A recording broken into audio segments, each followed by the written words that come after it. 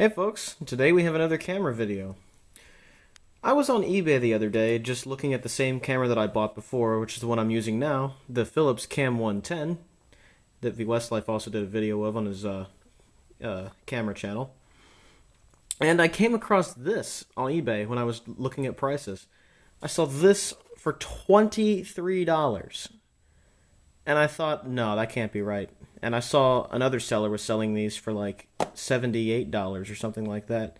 And so I jumped on this because it was cheap. And it's in the same exact product line of camcorders as the one I'm using now. The one I'm using now is the CAM110. This is the CAM102.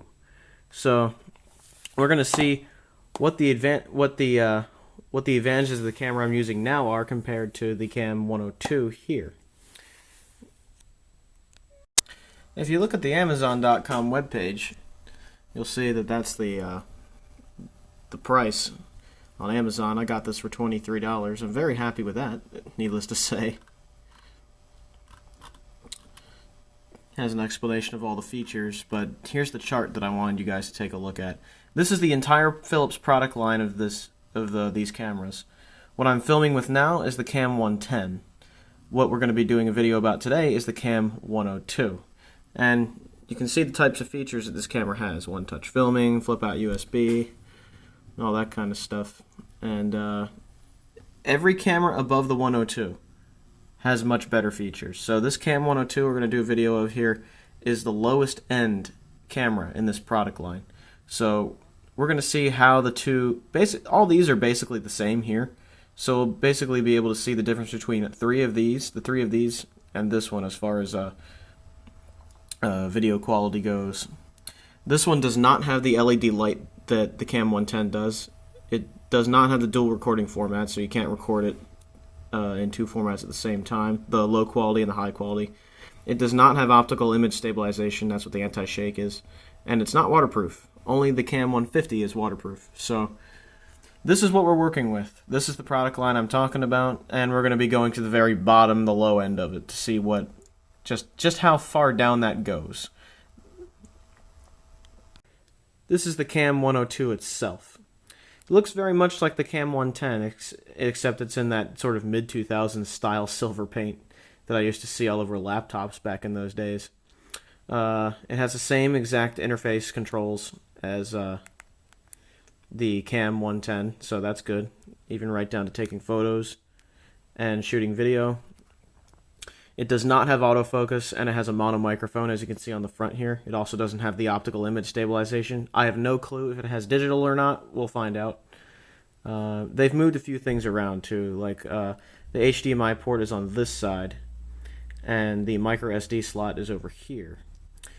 And yeah, the good news is I bought this one new, so the USB arm actually works properly, unlike the one I have now. So yeah, it's a pretty straightforward camera. It's pretty much just like the CAM110. Has the same interface and everything. You know, it's really no different. So this camera is more like a flip than the one I'm using now. This one is very basic and very cheap, and it works. You know, but what the advantage you get over the flip is that it's cheap, but you can also select the resolution. Standard, 1080p, or 720p, which is really nice. I like that. The options in the menu are much less than on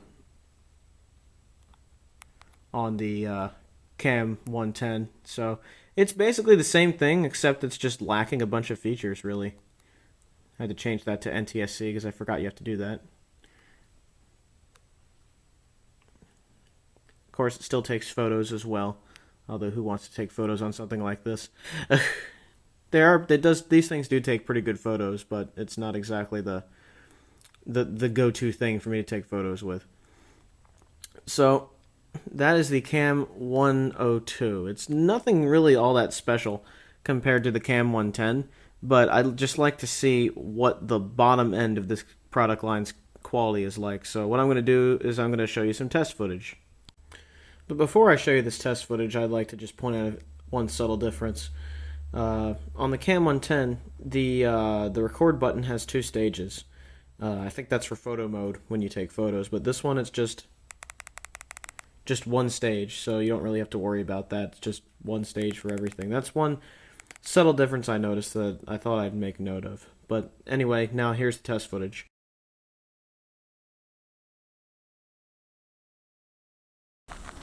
Alright, now we're shooting with the CAM102.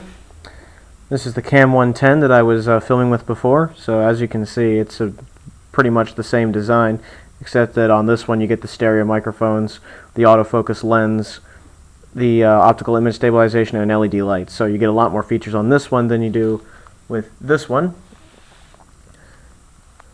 Judging by the shake on the screen, I'm guessing this doesn't have digital image stabilization either. So there you go. I have another one of these bags that are designed for flip cameras that I use for this one as well, just like I do with the other one. So let's do a little test here. So here's a dark situation inside a computer. There's a heatsink fan.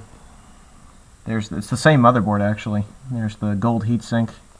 There's a video card and a sound card. Another heatsink with the ASRock logo on it. And there's hard drives. So there you go, that's a dark situation. Here's my stairs. There's another lighter situation. Here we are under a halogen light by a desk. Do a close-up on this laptop of the product line there. And I think it's time for us to go outside. This seems to be the theme here, to film on crappy days. I don't know if you can see the clouds through the white balance there. But here we have it. Here's the backyard again, just like in the other videos. I'm seeing a lot more shake on the screen, so there you have it. Let's go over to the kitty like last time. Hi, kitty.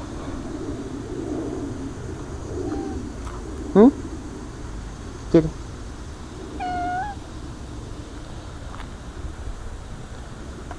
There's the kitty. There's the kitty.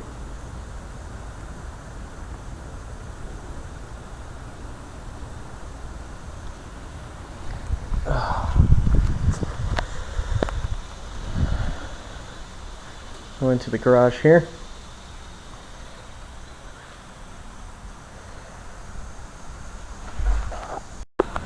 Alright, back to the back porch here. Nice green chair. Some of these look like peppers. I'm not that great at botany, so don't judge me. Oh no, the sunflower's kind of withering away.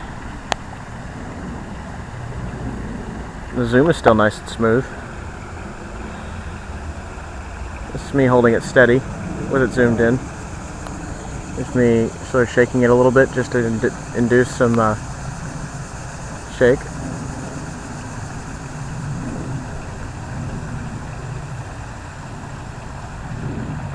Yeah, seems to operate exactly the same as the CAM110 for the most part, except that it's missing a lot of features. So let's go down to the pond and try 720p. Okay, now we're on 720p. There's some more flowers there. Now on the CAM110, 720p made the zoom a lot faster. So let's zoom in on some of these purple flowers here. Oh yeah, made the zoom way faster. I'm noticing the down button on this camera, you have to hit a lot harder for it to register.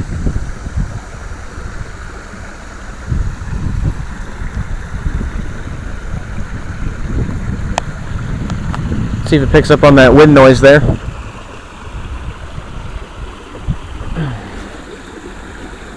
The frogs are going to run away from me, as they always do.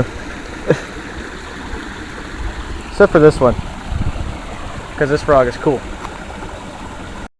Here we are shooting in standard definition at 640 by 480. Do the same thing I did before. Go to these flowers and this bush. Zoom in over to here. Much smoother zoom even on VGA resolution.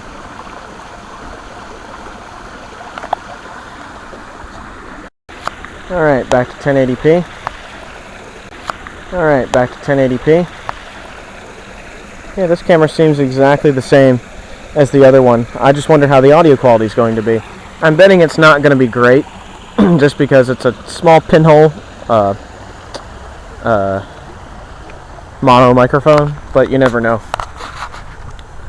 So, there's the camera for you. It's probably going to be very similar to the CAM110, except it's lacking in all the features that make the CAM110 such a good buy. This, on the other hand, is still better than a flip, because you have options. You can change the resolution, you can, do whatever you want, except that, of course, this has the mono microphone, the lack of optical image stabilization, no autofocus, none of that. So it's more like a flip, but with more features, as compared to the CAM110, which really is a ton better than a flip could ever hope to be. So, there you have it.